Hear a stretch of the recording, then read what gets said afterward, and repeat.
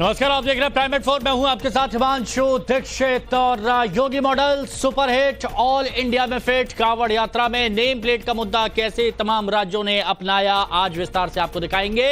साथ ही दिखाएंगे सर्वदलीय बैठक में किन किन मुद्दों पर बात हुई, संसद सत्र की शांति पर कितनी सेटिंग हुई, डिटेल में रिपोर्ट आपको दिखाएंगे। इसके साथ ही आपको दिखाएंगे बंगाल में दीदी का शहीद दिवस कार्यक्रम, अखिलेश के बहाने कांग्रेस को क्या मिला संदेश, साथ ही बांग्लादेश में क्यों बवाल मचा हुआ है, किसने बिगाड़ा है पूरा माहौल, पूरी खबर डिटेल में आपको बताएंगे थोड़ी देर में। लेकिन सबसे पहले एक बड़ी खबर आपको बता देता हूं। बड़ी खबर इस वक्त तो यूपी उत्तराखंड के बाद बाकी राज्यों में डिमांड उठी है कांवड़ यात्रा में योगी मॉडल को लागू किया जाए। अब ये डिमांड कहां पर उठी है? ये मध्य प्रदेश में उठी है, ये बिहार में उठी है और झारखंड में अब ये मांग उठाई गई है।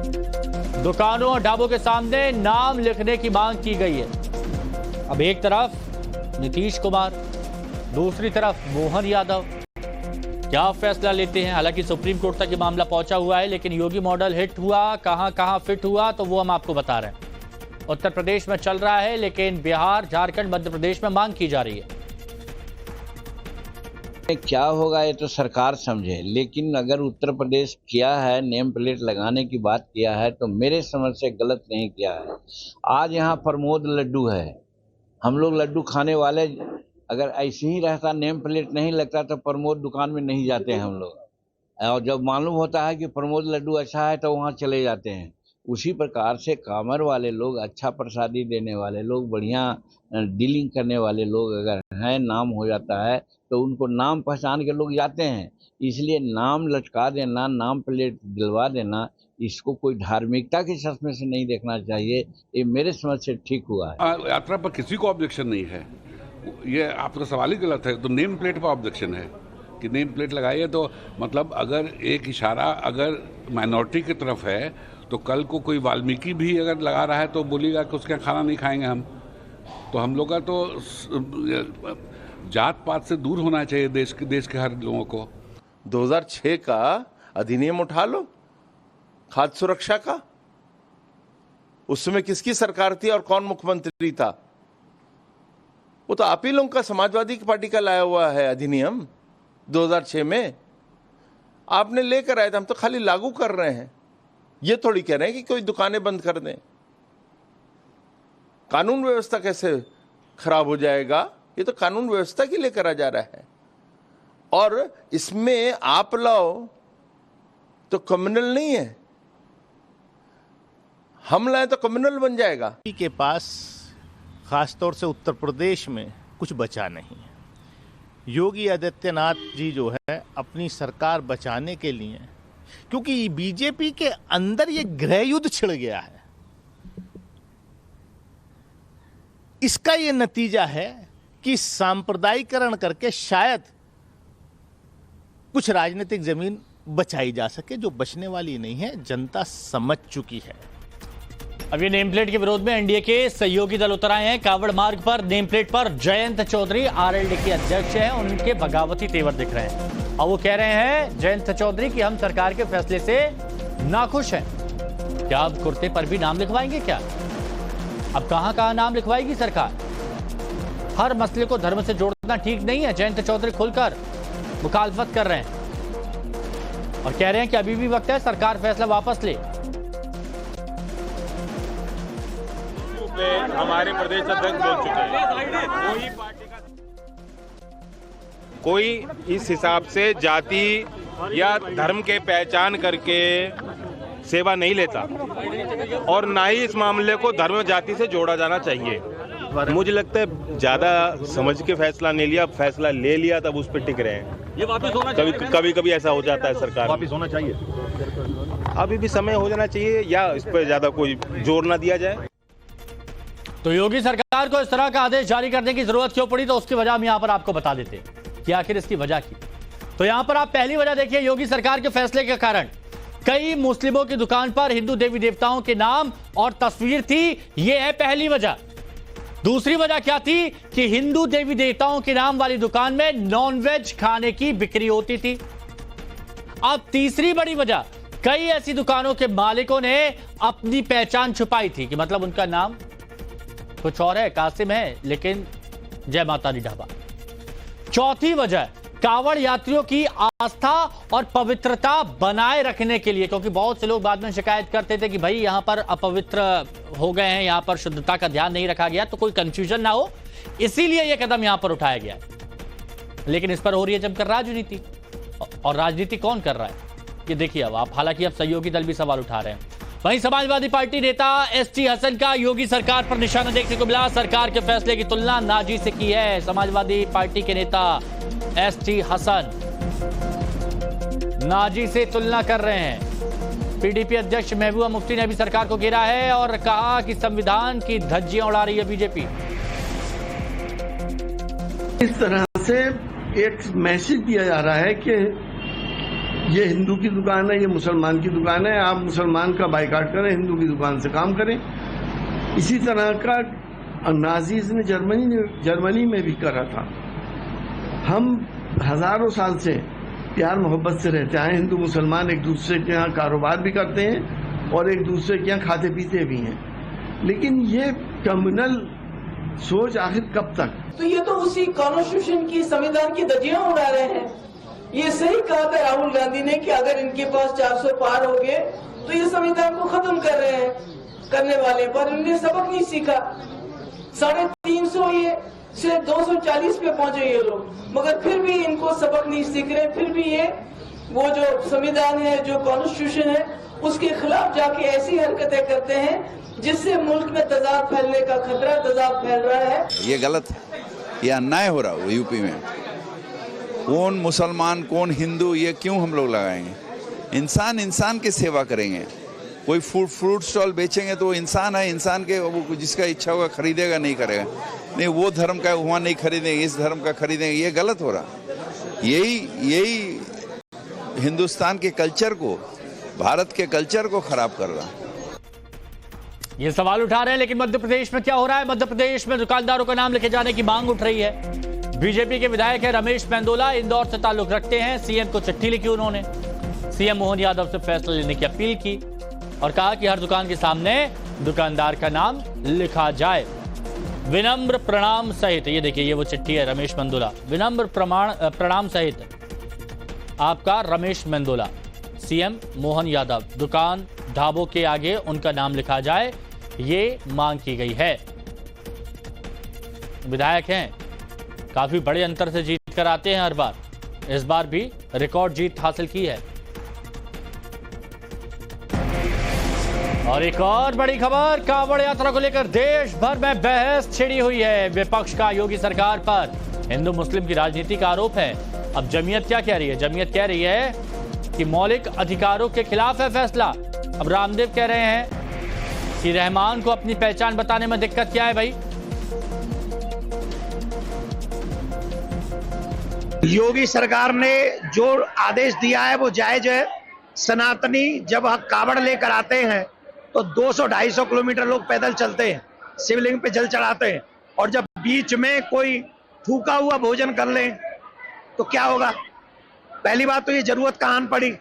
जब हम वीडियो देखते हैं कि लोग थूक रहे हैं, मूत्र विसर्जन कर रहे हैं, फल और सब्जियों को हम लोग नाले में डाल रहे हैं, उनको धो रहे हैं, मुंह से चाट चाट कर उनको बांट रहे हैं। जब ऐसे वीडियो आते हैं तो कौन व्यक्ति ऐसा होगा जो मूत्र विसर्जन की हुई वस्तु को, ये हमारा तो पदार्थ नहीं है। अरे जब आप मक्का मदीना जाते हो तो सारे नियम फॉलो करते हो, उसमें कौन सा हिंदू आपके नियम में बाधा पहुंचाता है? जब रामदेव को अपनी पहचान बताने में कोई दिक्कत नहीं है तो रहमान को क्यों दिक्कत होनी चाहिए? तो अपने नाम पर तो सबको गौरव होता है, तो नाम छिपाने की कोई जरूरत नहीं है। अपने कार्य को शुद्धता और प्रामाणिकता से करने की आवश्यकता है। यदि हमारे कार्य में शुद्धता और पवित्रता है तो हमारा नाम चाहे हिंदू है, मुसलमान है, हम किसी भी वर्ग से ताल्लुक रखते हैं, ब्राह्मण, क्षत्रिय, वैश्य, दलित, आदिवासी, वनवासी, हम सब भारतवासी हैं।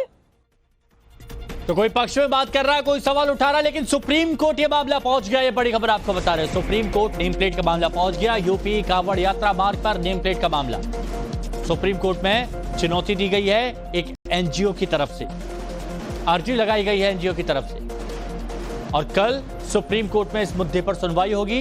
APCR नाम का एक एनजीओ है जिसने ये याचिका दाखिल की है। APCR नाम का ये एनजीओ, जिसमें इस फैसले को चुनौती दी गई है और कल इस मामले पर सुप्रीम कोर्ट में सुनवाई की जाएगी।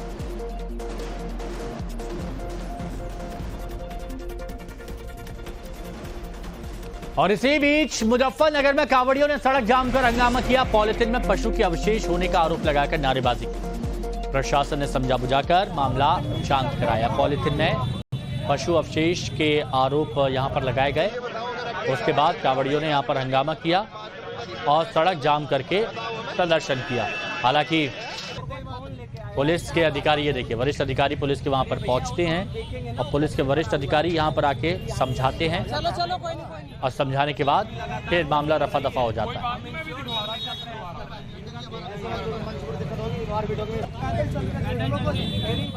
तो वहीं मुरादाबाद में होटल पर अजीबोगरीब एक मामला सामने आया, वो हम आपको यहां पर बताते हैं। क्या मामला था यहां पर? मुरादाबाद में होटल पर यह मामला सामने आया। होटल मालिक ने खुद को हिंदुओं का वंशज बता दिया और वो कह रहा है कि मेरे पुरखे तो हिंदू थे, इसलिए हिंदू नाम रख लिया।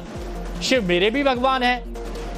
मुरादाबाद में एक होटल है और होटल का मालिक है जिसका नाम है नजर अली साहब। कह रहे हैं कि मेरे पुरखे हिंदू थे, इसीलिए हिंदू नाम रखा है। शिव जी को मैं भी मानता हूं। नजर अली इस वक्त वो मुस्लिम है और उनके पिता का नाम जफर, ये देखिए सन ऑफ जफर। लेकिन वो कह रहे हैं कि मेरे पुरखे हिंदू थे, शिव जी में मेरी भी आस्था है। अब ऐसे मामलों का क्या किया जाए, इसीलिए इसे कहा जा रहा है अजीबोगरीब मामला है।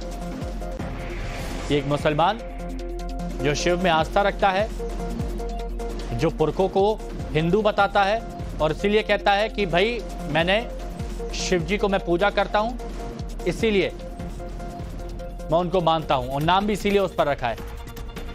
अब देखिए होटल का नाम क्या है, शिवा टूरिस्ट ढाबा। अब क्यूआर कोड में क्या आ रहा है, नजर अली सन ऑफ जफर। अब वो कह रहे हैं कि ये तो पुरातन काल में हमारे पुरखे हिंदू थे।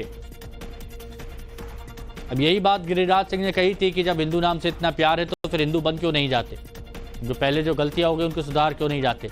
अब इसी से जुड़ी एक रिपोर्ट आपके सामने। शिवा टूरिस्ट ढाबा लिखा है, आप देख रहे होंगे शिवा टूरिस्ट ढाबा।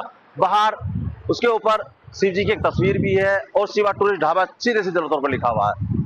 अभी हम जो यहाँ के लोग हैं, जो यहाँ के कर्मचारी हैं और जो यहाँ के ओनर हैं, उनसे बात करेंगे।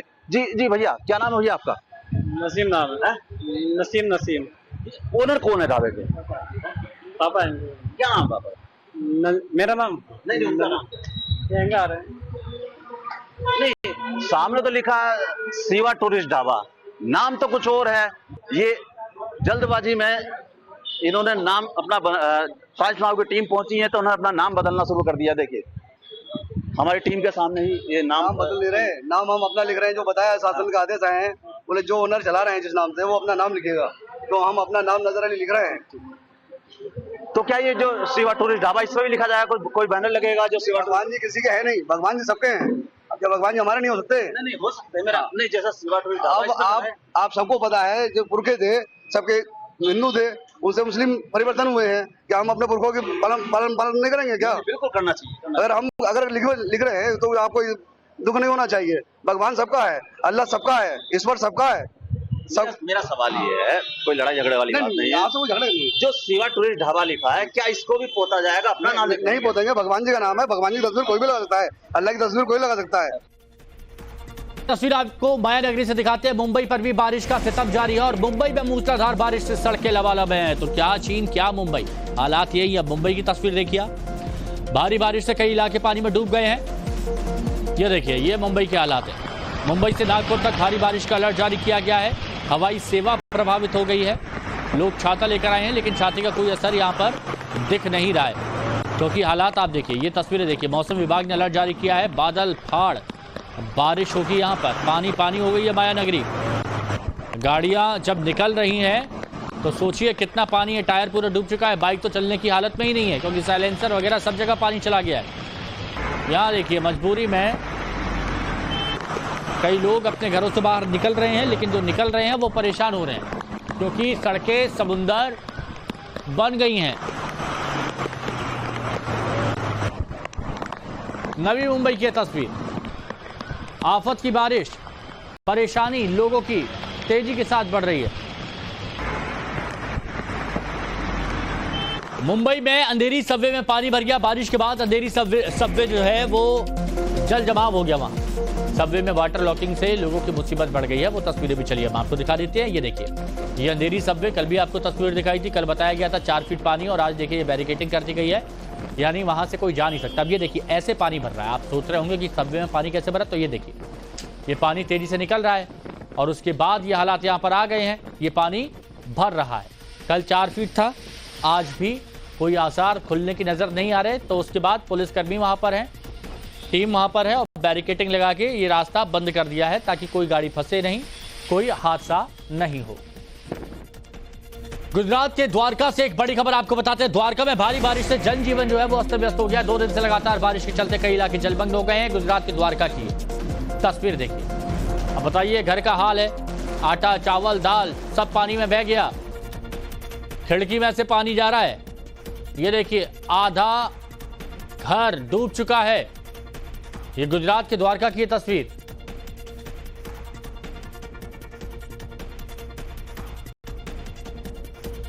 तो बारिश से द्वारका के क्या हालात है ये आपने यहां पर देख लिए। अब बारिश से द्वारका जामनगर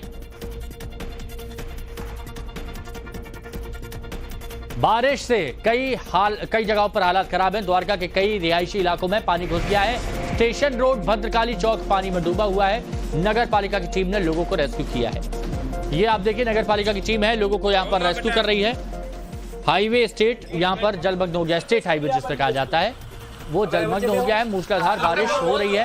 अब लोगों को रेस्क्यू कैसे किया जा रहा है, तो डिजास्टर जो टीम है वो ऐसे लोगों को बचा रही, जो बोट में लोगों को रेस्क्यू किया जा रहा है। पहले उनको लाइफ जैकेट पहनाई जाती है। कई जगह जेसीबी का सहारा लिया जा रहा है। रिकॉर्ड 22 इंच बारिश हुई है द्वारका में और इसीलिए डिजास्टर टीम की जरूरत इस वक्त पड़ रही है। तो बारिश से द्वारका जामनगर हाईवे हो गया है। बारिश के चलते चरकला गांव जलमग्न हो गया है। इलाका पूरी तरह से तब्दील हो गया है तालाब में। दूर दूर तक देखिए, आपको क्या नजर आ रहा है? क्या आपको रोड नजर आ रही है? नहीं, आपको लग रहा है कि कोई तालाब है, कोई झरना है जहां पर आप पिकनिक बनाने जा सकते हैं परिवार के साथ। तो बिल्कुल गलत सोच रहे हैं आप। ये पूरा क्षेत्र तालाब में तब्दील हो गया है, लेकिन यहाँ पर ऐसा था नहीं। यहाँ पर रोड थी, अब वो आपको दिखाई नहीं देगी क्योंकि हमें भी दिखाई नहीं दे रही है। चरगला गांव पूरी तरह से सैलाब से घिरा हुआ है। लोगों को आने जाने का रास्ता बंद हो गया है। परेशानियां बढ़ गई हैं। टीएमसी बना रही शहीदी दिवस पर बंगाली अस्मिता को याद किया गया और कोलकाता में शहीदी दिवस पर टीएमसी ने एक आयोजन किया। बड़ी संख्या में टीएमसी कार्यकर्ताओं ने हिस्सा लिया। शहीद दिवस कार्यक्रम था और यहां पर बंगाली अस्मिता को याद किया गया, लेकिन बीजेपी पर हमला किया गया। यूपी में हार के बाद बीजेपी को रिजाइन कर देना चाहिए, ये ममता बनर्जी ने कहा।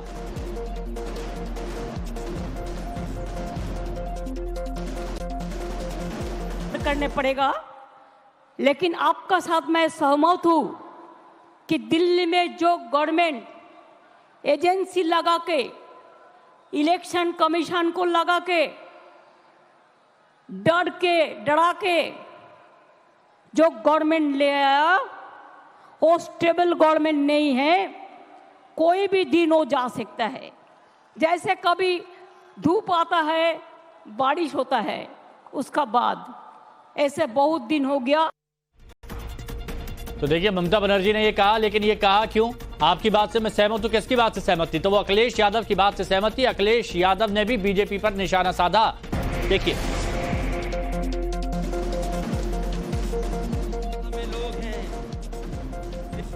और जब हम देश की राजनीति को देखते हैं तो आज की चुनौती बड़ी है। सांप्रदायिक ताकतें अपना षड्यंत्र रच रही हैं। जो सत्ता में लोग हैं दिल्ली में, और दिल्ली के इशारे पर जो लोग बैठे हैं जगह जगह पर, वो लगातार षड्यंत्र कर रहे हैं। लेकिन मैं जानता हूं आपका साहस, आपकी बहादुरी, आपका साथ जो दीदी के साथ है, वो हर षड्यंत्र का मुकाबला करने के लिए तैयार हैं। लिए लड़ जाएगी, जीतेगी और बढ़ जाएगी। उस समय भी हमारा मतलब ये नहीं था कि दीदी अकेले लड़ रही हैं, तब भी हमारा मतलब यही था कि दीदी अपने कार्यकर्ताओं के साथ जान हथेली पर लेकर के एक होकर के लड़ रही हैं। ऐसे कम नेता होते हैं जो अपनी जान हथेली पर रख करके लड़ते हों और उनका साथ इतनी बड़ी संख्या में लोगों ने देने का काम किया है। वर्कर किसी व्यक्ति का नाम नहीं होता है, बल्कि एक विचारधारा में विश्वास रखने चलने का नाम हो। तो टीएमसी की तरफ से धड़ाधड़ बीजेपी पर प्रहार किए गए। एक और बड़ी खबर हम आपको बता देते हैं। टीएमसी नेता अभिषेक बनर्जी ने फिर से मोदी सरकार पर हमला किया। कोलकाता में शहीद दिवस पर बड़ा बयान दिया। बीजेपी के पास ईडी, सीबीआई, आईटी जैसी एजेंसियां हैं, ये अभिषेक बनर्जी कह रहे हैं, और टीएमसी के पास जनता जनार्दन है और तृणमूल कर्मी है।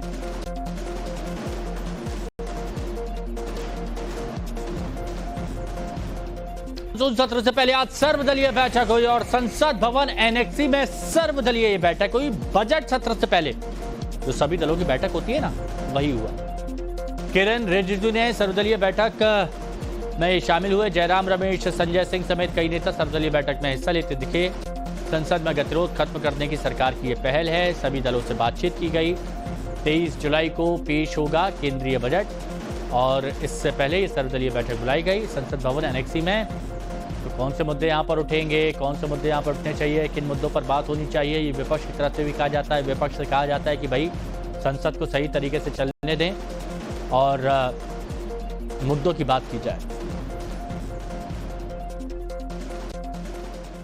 सारा पॉलिटिकल पार्टी के फ्लोर लीडर से उनका मत को लिया, सुझाव को लिया, हमने नोट किया और आग्रह भी किया कि हम मिलके बजट सेशन को अच्छी तरह से हम चलाएंगे और पार्लियामेंट को सुचारू रूप से चलाना ये सरकार में जो है उनका भी जिम्मेदारी है और विपक्ष में जो सदस्य है उनका भी जिम्मेदारी है।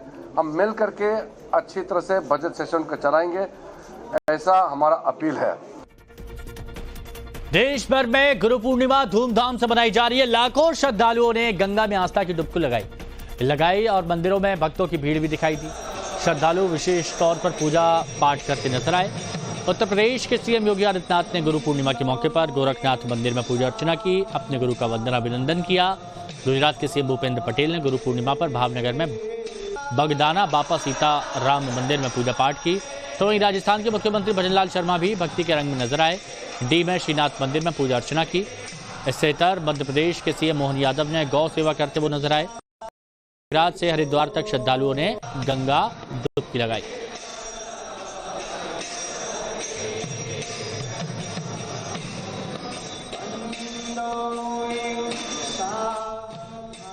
गंगा दशहरा के मौके पर कहा जाता है कि जो श्रद्धालु होते हैं वो नदियों में पवित्र डुबकी लगाते हैं, पवित्र स्नान करते हैं। कई लोग गंगा जी में पवित्र स्नान करते दिखाई दिए। कुछ लोग संगम तट पर पहुंचे, कुछ लोग अयोध्या में सरयू नदी में।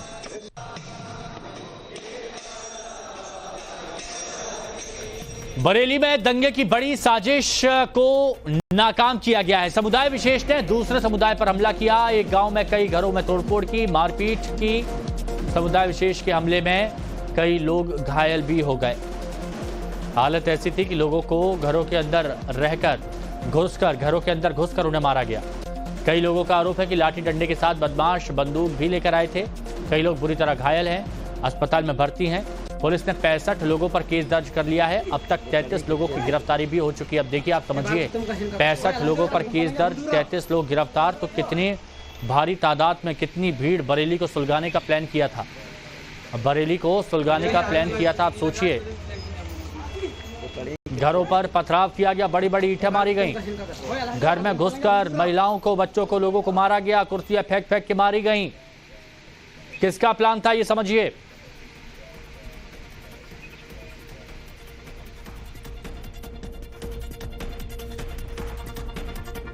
उत्तर प्रदेश के मैनपुरी में एक बार फिर से बुलडोजर गरजा है। बुलडोजर कार्रवाई की गई मैनपुरी के एक मैरिज होम पर। यह बुलडोजर चला नगर पंचायत चेयरमैन की पत्नी के नाम पर है। अब बड़े बड़े लोगों पर कार्रवाई हो रही है। नगर पंचायत चेयरमैन की पत्नी के नाम पर यह मैरिज होम है। अब्दुल नईम की पत्नी फरजाना बेगम की मैरिज होम पर यह बुलडोजर चल रहा है। देखिए, और एक दो नहीं, कई बुलडोजर चल रहे हैं। मैरिज होम बनाया था, शादियां होती थी, अब ईंट ईंट बिखर गया।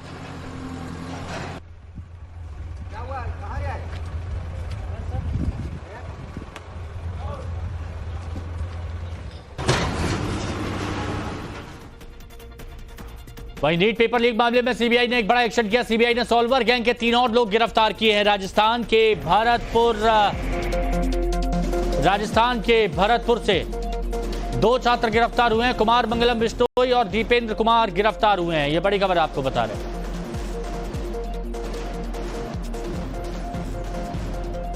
सॉल्वर गैंग के 3 और लोग गिरफ्तार हुए हैं। आगरा में गाड़ी से गिरी शराब की पेटियां रोड पर और लोग भागने लगे लेकर।